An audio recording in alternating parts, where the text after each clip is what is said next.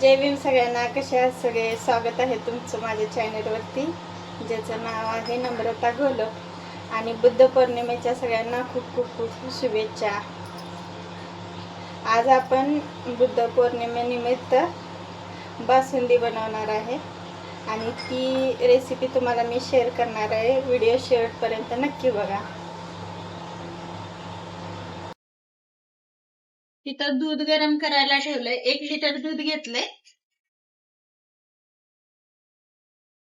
1 litre दुधामध्ये आपण 100 gram खवा घालणार आहे. तुम्हाला जितका टाकायचा आहे तेवढा टाकू शकता. आणि आपण साखर घेतली 1 वाटी. तुम्हाला जितकी गोड लागते तुम्ही टाकू शकता. परत आपण घेतलंय काजू बदाम टाकायचे आणि वेलची पावडर टाकायची.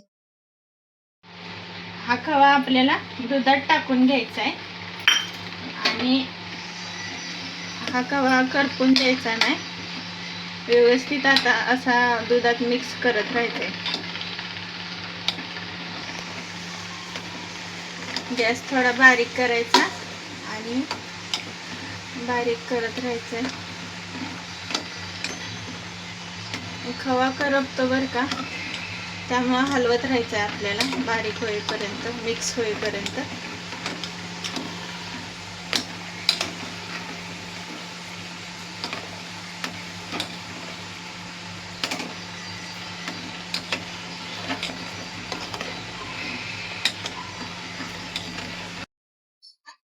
आता आपला खवा बारीक झालाय, विरघळलाय पूर्णपणे.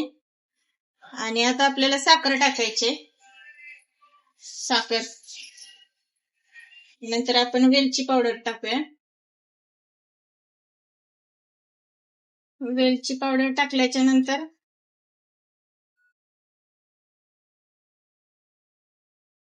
काजू बदाम टाकूया.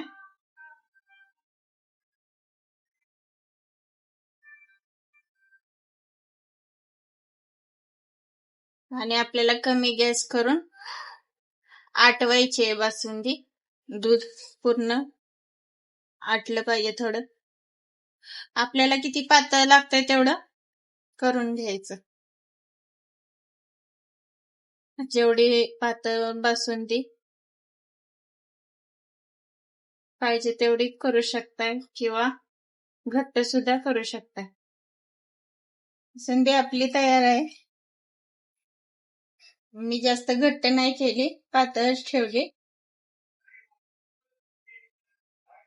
आणि ही आता आपण काढून घेऊया.